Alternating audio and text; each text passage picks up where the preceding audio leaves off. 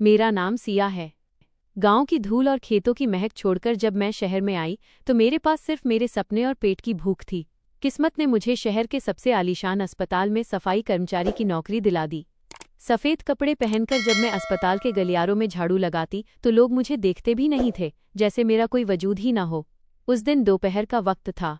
Ward number 5 के बाहर मैंने अभी अभी पोंछा लगाया था। फर्श कांच की तरह चमक रहा था और काफी गीला था। अचानक मेरा पैर बुरी तरह फिसला। मैं चीख भी नहीं पाई और सीधे पीछे की तरफ गिरने लगी। मुझे लगा कि आज तो सर पर गहरी चोट आएगी, लेकिन तभी दो मजबूत हाथों ने मुझे कमर से थाम लिया। मेरी आंखें बंद थीं, धड़कनें तेज थीं। जब मैंने आंखें खोलीं तो सामने समीर था।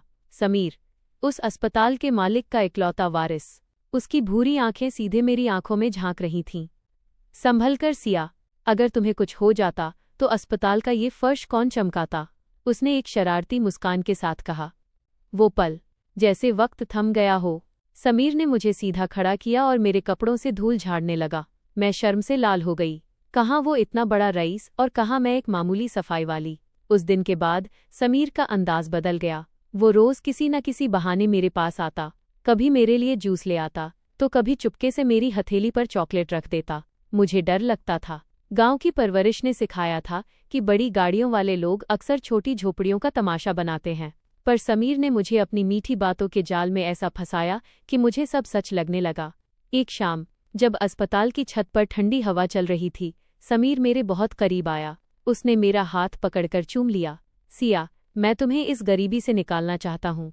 मैं तुम्हें अपनी रानी बनाना चाहता हूँ, उसने बहुत प्यार से कहा। वो मेरा चेहरा अपने करीब लाने लगा। शायद वो मुझे किस करना चाहता था, पर मैंने तुरंत अपना चेहरा घुमा लिया और पीछे हट गई। नहीं साहब, ये ठीक नहीं है। मैं गांव की लड़की हूँ। शादी से पहले ये सब हमारे यहाँ पाप माना जाता है, मैंने कांपती आवाज में कहा।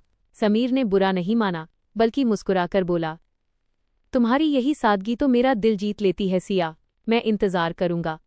मुझे लगा वो सचमुच मुझसे प्यार करता है। अगले 3-4 महीने हम एक दूसरे के बहुत करीब रहे। हम घंटों बातें करते, सपने देखते। समीर ने मुझे वो हर वादा किया जो एक लड़की सुनना चाहती है। पर जैसे ही अस्पताल की एक पुरानी हवेली को बेचने की डील फाइनल हुई, समीर का असली चेहरा सामने आने लगा। एक रात जब मैंने उससे हमारी शादी की बात की तो उसकी आवाज बदल गई। शादी? सिया, तुम सच में पागल हो गई हो। क्या तुम्हें लगा था कि मैं एक झाड़ू लगाने वाली से शादी करके अपनी सोसाइटी में नाक कटवाऊंगा? तुम बस एक टाइम पास थी और अब मेरा मन भर गया है। मेरे पैरों तले जमीन खिसक गई। जिस इंसान के लिए मैंने अपना गांव, अपनी सादगी और अपना सब कुछ दांव पर लगा दिया था, उसने मुझे कचरे की तरह फेंक दिया। मैं रोई, गिड़गिड़ाई, पर उसने एक न सुनी। समीर ने मुझे धक्का देकर कमरे से बाहर निकाल दिया। मैं फिर से उसी अकेलेपन में लौट आई। मेरा दिल बुरी तरह टूट चुका था। मुझे लगा अब जिंदगी खत्म हो गई है, पर मुझे क्या पता था कि शहर की इसी भीड़ में एक और इंसान मेरा इंतजार कर रहा था, जो दिखने में गरीब था पर असल में मेरी पूरी तकदीर बदलने वाला था। समीर के धोखे ने मेरे अंदर की उस मासूम लड़की को मार दिया था जो कभी सपनों पर यकीन करती थी। अब मैं सिर्फ एक चलती फिरती लाश थी। अस्पताल की उन्हीं गलियों में झाड़ू लगाते हुए मेरी आंखें अक्सर भर आती जब मैं उसी जगह से गुजरती जहां समीर ने पहली बार मुझे अपनी बाहों में थामा था। पर अब वहां सिर्फ सन्नाटा था। समीर ने अस्पताल आना छोड़ दिया था। शायद उसे डर था कि कहीं मैं उसके रईस दोस्तों के सामने उसकी पोल ना खोल दूं। महीनों बीत गए। मेरी जिंदगी का रंग बेरंग हो चुका था। तभी एक दोपहर अस्पताल के बाहर लगे चाय के ठेले पर मेरी मुलाकात आर्यन से हुई। वो दिखने में बहुत ही साधारण था। ढीली ढाली शर्ट, चेहरे पर हल्की बढ़ी हुई दाढ़ी और पैरों में घिसी हुई चप्पलें। वो वहां बैठा अपनी चाय का इंतजार कर रहा था। अचानक मेरा ध्यान उसकी ओर गया, क्योंकि उसने अपनी चाय का आधा हिस्सा एक भूखे कुत्ते को पिला दिया था। उसकी इस सादगी ने मेरे पत्थर हो चुके दिल में एक छोटी सी हलचल पैदा कर दी। यहाँ चाय बहुत कड़क मिलती है, कभी पीकर देखिए, आर्यन ने मेरी तरफ देखकर मुस्कुराते हुए कहा। उसकी मुस्कान में वो बनावटीपन नहीं था जो समीर की बातों में होता था। मैंने बस हल्का सा सिर हिलाया और आगे बढ़ गई। पर अगले कुछ दिनों तक वो रोज वहीं मिलता। कभी वो मुझसे मेरा नाम पूछता तो कभी अस्पताल की थकान के बारे में। धीरे धीरे हमारी दोस्ती होने लगी। आर्यन ने बताया कि वो शहर में एक छोटी सी नौकरी की तलाश में आया है और फिलहाल एक पुराने गैरेज में हाथ बटाता है। मुझे लगा कि वो भी मेरी तरह ही किस्मत का मारा एक गरीब इंसान है। समीर के धोखे के बाद मुझे अमीरों से नफरत हो गई थी, इसलिए आर्यन की गरीबी ही मुझे उसके करीब ले आई। एक शाम जब मेरी ड्यूटी खत्म हुई, आर्यन मुझे शहर के एक पुराने पार्क में ले गया। हम घास पर बैठे थे। सिया, मैं जानता हूँ तुम्हारा अतीत बहुत दर्दनाक रहा है। तुम्हारी आंखों का ये खालीपन सब बयां करता है, पर क्या तुम मुझे एक मौका दोगी? उसने बहुत ही सादगी से मेरा हाथ थाम लिया। इस बार मैंने अपना हाथ पीछे नहीं खींचा। आर्यन का स्पर्श मुझे जला नहीं रहा था, बल्कि सुकून दे रहा था। जैसे जैसे दिन बीते, हमारा रिश्ता गहरा होता गया। समीर के साथ जो रिश्ता सिर्फ वादों तक सीमित था, आर्यन के साथ वो जज्बातों में बदल गया। आर्यन बहुत ही रोमांटिक था। वह मुझे छोटी छोटी खुशियां देता। कभी वो मेरे बालों में मोगरे का फूल लगाता, तो कभी बारिश में मेरे साथ भीगता। एक रात हम शहर के किनारे एक पुल पर खड़े थे। चांद की रोशनी पानी में थिरक रही थी। आर्यन मेरे बहुत करीब आ गया। उसने अपनी उंगलियों से मेरी जुल्फों को कान के पीछे किया और धीरे से अपना चेहरा मेरे करीब लाया। इस बार मैंने अपनी आंखें बंद कर लीं। उसने बड़ी कोमलता से मेरे होठों को चूम लिया। वो लम्हा ऐसा था जैसे मेरी बरसों की प्यास बुझ गई हो। समीर के साथ मैंने हमेशा दूरी बनाई थी, पर आर्यन के सामने मेरा रोम रोम पिघल रहा था। उस रात हम दोनों ने वो सारी सीमाएं पार कर दी जो एक प्रेमी और प्रेमिका के बीच होती हैं। हम एक दूसरे के शरीर और आत्मा में समा गए। मुझे लगा कि आखिरकार मुझे वो सच्चा जीवन साथी मिल गया है जिसका मुझे इंतजार था। पर आर्यन के साथ कुछ बातें बहुत अजीब थीं। वो रहता तो एक साधारण कमरे में था, पर कभी कभी वो मुझे शहर के सबसे महंगे होटलों में ले जाता। एक दिन वो मुझे द ताज होटल ले गया। मैं बाहर खड़ी होकर कांपने लगी। आर्यन, तुम पागल हो गए हो? यहाँ एक सूप की कीमत भी तुम्हारी महीने भर की कमाई से ज्यादा होगी। लोग हमें यहाँ अंदर नहीं जाने देंगे। देखो हमारे कपड़े।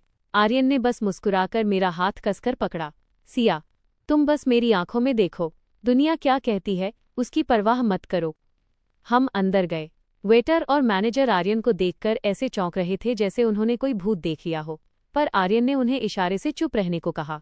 उसने मेरी पसंद की सबसे महंगी डिश मंगवाई। जब बिल आया तो मेरा दम फूलने लगा, पर आर्यन ने बिना पलक झपकाए भुगतान कर दिया। मुझे लगा शायद उसने अपनी पूरी जिंदगी की जमा पूंजी मुझ पर खर्च कर दी है। यह सिलसिला ऐसे ही चलता रहा। कभी वो मुझे महंगी ज्वेलरी की दुकान पर ले जाता और बस मेरी पसंद पूछता। मुझे डर लगता था कि कहीं वो कर्जे में न डूब जाए। आर्यन, हमें ये सब नहीं चाहिए। हम गरीब हैं, हमें सादगी में ही खुश रहना चाहिए। मैं उसे अक्सर समझाती, पर वो बस मेरी पेशानी को चूमकर कहता, तुम्हारे लिए तो मैं पूरी कायनात खरीद सकता हूँ सिया। फिर एक सुबह आई जिसने मेरी पूरी दुनिया को हिलाकर रख दिया। मैं अस्पताल के स्टाफ रूम में बैठी थी। टीवी पर बिजनेस न्यूज़ चल रही थी। अचानक एंकर ने चिल्लाकर कहा, देश के सबसे बड़े रियल एस्टेट टाइकून और 10,000 करोड़ की संपत्ति के इकलौते वारिस आर्यन मल्होत्रा आखिर क्यों गायब हैं? क्या वे अपनी पहचान छिपाकर किसी खास मकसद से शहर की गलियों में घूम रहे हैं? देखिए ये एक्सक्लूसिव तस्वीर। स्क्रीन पर एक तस्वीर उभरी। वो तस्वीर किसी और की नहीं, बल्कि उसी आर्यन की थी जिसके साथ मैंने कल रात बिताई थी। वही चेहरा, वही मुस्कान, पर अंदाज एकदम शाही। टीवी पर बताया जा रहा था कि आर्यन ने अपनी कंपनी और परिवार की लग्जरी लाइफ छोड़कर आम इंसान की तरह जीने का 1 साल का चैलेंज लिया था। मेरे हाथ से पानी का गिलास छूटकर गिर गया। मेरा दिमाग सुन्न हो गया। क्या फिर से वही खेल? क्या फिर से एक अमीर लड़का अपनी बोरियत मिटाने के लिए एक गरीब लड़की की भावनाओं से खेल रहा था? क्या आर्यन ने भी मुझे एक एक्सपेरिमेंट का हिस्सा बनाया था? जैसे ही ये खबर फैली, आर्यन को भी पता चल गया कि उसका सच अब दुनिया के सामने है। उसने मुझे फ़ोन किया, पर मैंने अपना फ़ोन बंद कर दिया। मैं उससे नफरत करने लगी थी। मुझे लगा कि अमीरों के लिए हम गरीबों का दिल सिर्फ एक खिलौना है। 2 दिनों तक मैं अपने कमरे में बंद होकर रोती रही। तभी तीसरे दिन मुझे खबर मिली, आर्यन का एक्सीडेंट हो गया है। उसकी तेज़ रफ्तार स्पोर्ट्स कार एक ट्रक से टकरा गई थी और उसे उसी अस्पताल में भर्ती कराया गया था जहां मैं काम करती थी। मेरा दिल एक पल के लिए रुक गया। सारी नफरत एक तरफ और मेरा प्यार एक तरफ। मैं पागलों की तरह भागती हुई अस्पताल पहुंची। आर्यन वहां प्राइवेट वार्ड में था। उसके सर पर पट्टियां बंधी थीं। जैसे ही उसने मुझे देखा, उसकी आंखों में आंसू आ गए। सिया, मुझे पता था तुम आओगी, उसने बहुत ही कमजोर आवाज में कहा। अस्पताल के उस वीआईपी कमरे की शांति में आर्यन के चेहरे पर लगी पट्टियां और उसकी कमजोरी देखकर मेरा सारा गुस्सा हवा हो गया। मैं उसके पास जाकर बैठ गई और ना चाहते हुए भी मेरे आंसू उसके हाथ पर गिर गए। आर्यन ने धीरे से अपनी आंखें खोलीं और मेरा हाथ थाम लिया। सिया, मुझे माफ कर देना। मैंने तुमसे अपनी पहचान छिपाई, पर मेरा प्यार कभी झूठ नहीं था। मैं उस दिखावे की दुनिया से थक चुका था जहां लोग सिर्फ पैसों से प्यार करते हैं। मैं देखना चाहता था कि क्या कोई मेरी रूह से, मेरी सादगी से प्यार कर सकता है। और तुमने मुझे वो निस्वार्थ प्यार दिया जिसे खरीदने की औकात मेरे करोड़ों रुपयों में भी नहीं थी। आर्यन ने बहुत ही भावुक होकर कहा। मेरी सिसकियां रुक नहीं रही थीं। आर्यन, मुझे तुम्हारे पैसों से नहीं, उस गरीब आर्यन से प्यार था जो मेरे साथ सड़क किनारे चाय पीता था। मुझे लगा फिर से कोई अमीर लड़का मेरी गरीबी का तमाशा बना रहा है। मुझे डर था कि तुम्हारे घरवाले, जो महलों में रहते हैं, क्या वो मुझ जैसी अनाथ और अस्पताल की सफाई वाली को स्वीकार करेंगे? आर्यन मुस्कुराया, हालांकि उसे दर्द हो रहा था। सिया, मेरी माँ ने हमेशा सिखाया है कि इंसान की पहचान उसके काम से नहीं, उसके चरित्र से होती है। और रही बात मेरे पिता की, तो वो थोड़े सख्त जरूर हैं, पर वो मेरे सुख में ही अपनी खुशी देखते हैं। तुम बस मेरा साथ मत छोड़ना। कुछ दिनों बाद आर्यन को अस्पताल से छुट्टी मिल गई। शहर की मीडिया में हलचल मची थी कि करोड़पति आर्यन मल्होत्रा आखिर किसके प्यार में गिरफ्तार हैं। आर्यन मुझे सीधे अपने विशाल बंगले पर ले गया। उस घर के गेट से लेकर ड्राइंग रूम तक इतनी चमक धमक थी कि मेरी आंखें चौंधिया गईं। नौकर चाकर कतार में खड़े थे। समीर के साथ बिताए वो बुरे दिन याद आ गए, पर इस बार मेरे साथ आर्यन खड़ा था, जो मेरा हाथ मजबूती से थामे हुए था। आर्यन के पिता, मिस्टर मल्होत्रा, सोफे पर बैठे गंभीर मुद्रा में हमें देख रहे थे। आर्यन ने मेरा परिचय कराया। पिताजी, यही है वो सिया, जिसने मेरी जान बचाई और मुझे इंसानियत सिखाई। मैं इसी से शादी करना चाहता हूँ। एक पल के लिए वहाँ सन्नाटा छा गया। मिस्टर मल्होत्रा उठे और मेरे पास आए। उनकी नज़रें बहुत तेज थीं। तो तुम अस्पताल में सफाई का काम करती हो? उन्होंने भारी आवाज में पूछा। मैंने हिम्मत जुटाकर कहा, जी साहब, मेहनत की रोटी कमाती हूँ, कोई गलत काम नहीं करती। अचानक मिस्टर मल्होत्रा के चेहरे पर एक मुस्कान आ गई। यही खुददारी मुझे पसंद आई। आजकल की लड़कियां आर्यन के बैंक बैलेंस से प्यार करती हैं, पर तुमने उस वक्त उसका साथ दिया जब उसके पास कुछ नहीं था। मुझे अपनी बहू के रूप में एक अमीर लड़की नहीं, बल्कि एक नेक दिल लड़की चाहिए थी। तुम हमारे घर के लिए बिल्कुल सही हो। मेरी आंखों में खुशी के आंसू छलक आए। कुछ ही हफ्तों बाद शहर की सबसे भव्य शादी हुई। आज मैं उसी अस्पताल में सफाई वाली के रूप में नहीं, बल्कि उस अस्पताल की मालकिन और ट्रस्टी बनकर कदम रखती हूँ।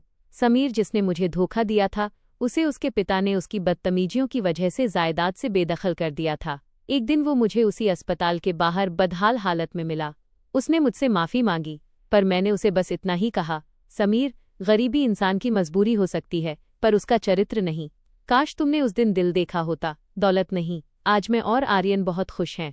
आर्यन आज भी कभी कभी मुझे उसी पुराने चाय के ठेले पर ले जाता है, जहां हमारी पहली मुलाकात हुई थी। वो करोड़ों का मालिक होकर भी आज मेरा वही साधारण सा आर्यन है। सच्चा प्यार कभी हैसियत नहीं देखता, वो सिर्फ दो दिलों की सच्चाई और सादगी को पहचानता है। दोस्तों, अगर मेरी ये कहानी आपको पसंद आई हो तो वीडियो को लाइक और आरोही स्टोरीज वर्ल्ड को सब्सक्राइब जरूर करें। अपना प्यार देने के लिए धन्यवाद। मिलते हैं अगली कहानी में।